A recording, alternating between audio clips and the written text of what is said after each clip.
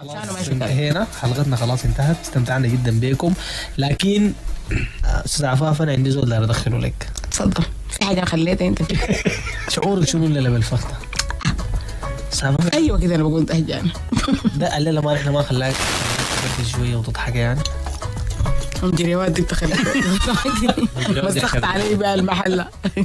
والله ظريف، الوقت كان جميل والله نحن مبسوطين اكثر من يعني شكرا حضورك، كونك انك تجينا هنا. والله ما في حاجه صدقني، انت اصلا زميلي ويعني كتر خيرك. ليه عندك يعني انا عارف ان انت ما بتمشي ضيفه بسهوله يعني. والله انا بس ما بحب الضيافه ولا الحوارات الصحفيه دي، بس بدور لما اكون ما شغال اربط في بيتنا فتره من استاذ عفاف. نعم. نحن في شخصيه دايرين ندخلك على الهواء. اتفضل. وتكوني بتعرفيها وتكوني ما بتعرفيها. غالبا ما بعرف. في حاجه انا بعرفها انت عملتها لي غير عملت لي حاجات ما بعرفها، خليتك الله يا كريم. ده زول داري يهدي لك حاجه على الهواء. اتفضل حباب 10 كده سلم عليه، احتمال تعرفين من صوته. ما اظن. قولي الو. الو السلام عليكم. عليكم السلام. حبابك 10. يعني إذا المهن إذاعة بنعرفها فيها ناس كويسين، لكن مسكونة. إذا المكوى بتاع الطبلية هي الناس بتاع الطعمية إنه لهم خسارة. مذيعين برضه يدخلوا الصحفيين حاجات جميلة لكنهم نعرفها. بتاع الليمون غنوا ليه ليمون سجايتي علي. شاكرة بوكي خضرة ده مين بيحكي كده؟ والله اعلامي احمد الشيخ بسوداني 24. والله مصطفى بيتبالغ، لكن قبل قلت لك حاجه خليتك بيها تلومني. خيط الفخده هيت في دي ضغاين حول الناس. اول كاس عالم كان سنه 1930 من جريوات اكله في البطانه بنعرفها وبتعرفها. خلص بينا بيها حبواتنا بيعرفوها. هل كان بيذبحوا جريوات؟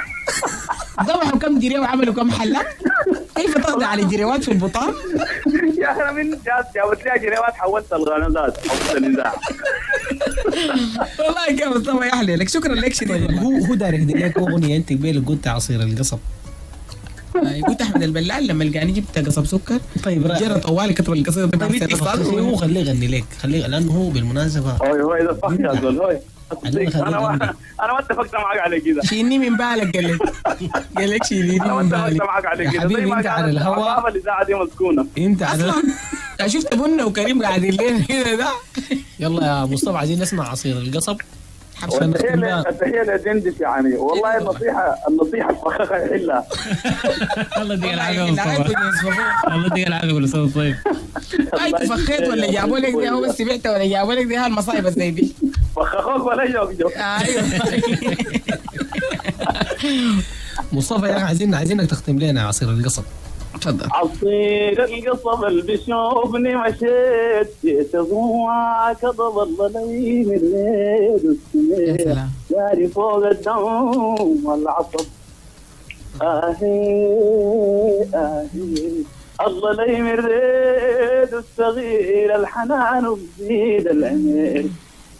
كان ابوه وقالوا خير ما بخليه أنا لو يصير في ذيب حلاشة تعب. بكرة عندك يجيبني في عمود يقول والله لا أقول لك حاجة. أبو شاكر وتمرد أبو شاكر وتمرد. مصطفى يهدد على الشيخ حسين الصادق. كلمك بالمنشط الصباح. مصطفى يهدد نجوم الحسن الصادق في خطر. لازم الزول ده جديد يستوي صوته جميل والله. والله ما شاء الله صوتك والله مصطفى ما مجامله، هذا صوتك جميل جدا. يعني من وصل كلها بيضحك، حتى جبته كله بحق. تجربة تستحق انه يتبنوها. تجربة تستحق انه يتبنوها طبعا زي البنات. لا هذا كبير زي البنات طبعا. جاري لك الكلامات ده. انت كريم ده نجحت فيه ونجحت معاه. كريم ده بن ده ما شفنا لي لقمه بن ما قاعدين. شنو يعني نعمل فرقه نسميها ثنائي الفخ عفاف. والله كيف تفخخ روحك حيا في الاذاعه المسؤول. الله يديك العافيه. ما شاء الله بالتوفيق يا اخي. حياكم الله. شاكر لك انا مصطفى. شاكرين. شاكر دي واحده من العبارات اللي حتكون شاكر لك شهيره. شاكر وشاكر.